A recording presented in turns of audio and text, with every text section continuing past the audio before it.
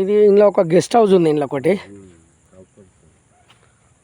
మొత్తం ఇది మామిడి తోట అండి. ఇది 8 ఎకరాల సైట్. ఇది లోపలికి వచ్చిన నేను లోపలికి వచ్చిన నేను మంచి రెడ్ సాయిల్ భూమే. ఇది జఫర్గడ్డ మండలానికి ఒక 6 కిలోమీటర్ వస్తుంది. జనగాం డిస్టిక్ దూరం ఎంత వస్తుందంటే మనకు ఒక 40 కిలోమీటర్ వస్తుంది.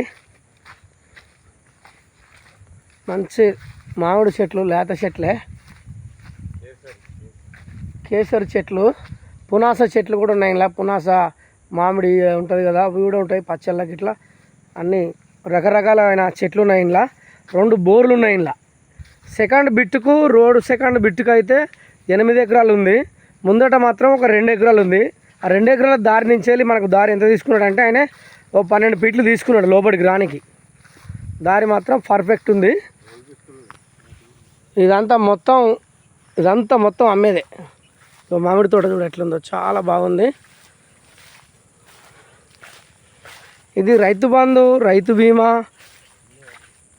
కిసాన్ యోజన అన్ని స్కీములు దీనికి అన్నీ టోటల్గా వర్తిస్తున్నాయండి. ఇదంతా మంచి నెంబర్ 1 ల్యాండ్ ఇది.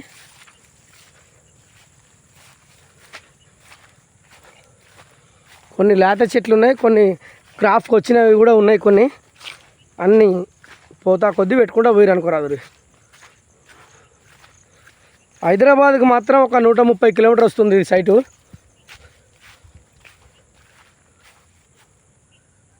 ఈ సైట్ మొత్తం వస్తుందండి.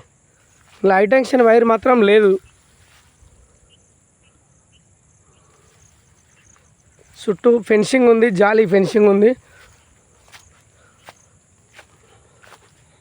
ఇందులో గెస్ట్ హౌస్ కూడా ఉంది ఒకటి. విలేజ్ టు విలేజ్ బై రోడ్కు 2 ఎకరాలు ఉంటుంది. మళ్ళీ అక్కడి నుంచి వెళ్ళి సెకండ్ బిట్టుకు దారి కూడా ఉంది.